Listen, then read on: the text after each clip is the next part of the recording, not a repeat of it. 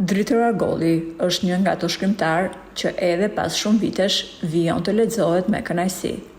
Edhe pse librat e poezitë të dritorit janë të jashtëzakonshme, jeta e tij dhe zgjedhjet që u detyrua të bëj ja kalojnë edhe historive më të pabesueshme që mund të lexojmë në libra.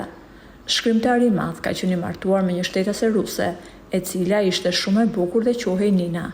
Nga martesa, çifti kishin një djalë, ai quhej Arjan.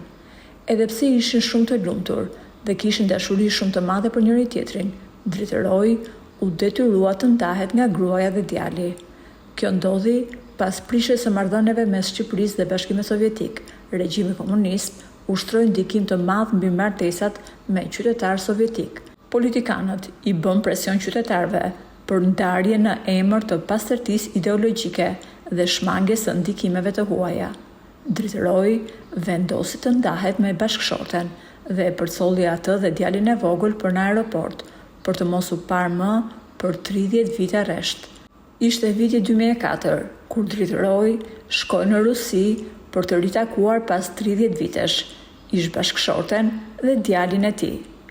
Gjithsesi, dihet se pas ndarjes me Ninën në moshën 34 vjeçare, dritoroi u martua me Sadien, dhe ajo që ka qenë gjithmonë e dukshme është fakti se Sadia e ka dashur pafund dritorin dhe i ka shërbyer deri në momentet e fundit të jetës. Para se të largohej nga jeta, dritoroi dha një intervistë të fundit ku la një amanet. Ai tha: "Po lë një amanet, kur të ndërroj jetë, dua që hiri i trupit tim të hidhet mbi lumin Devol."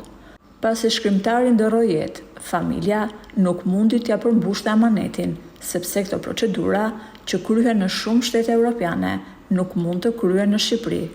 Edhe pse ka vite që është ndarë nga jeta, trashëgimia e tij vijon të jetë e gjallë ndërbresa. Cila pjesë e jetës së dritorit ju ka prekur më shumë? A mendoni se ai bëri zgjedhjen e duhur duke u bindur sistemit? Na tregoni mendimin tuaj në komente. Faleminderit që na ndoqët. Për më shumë lajme interesante, bëjni subscribe kanalit ton të YouTube-it.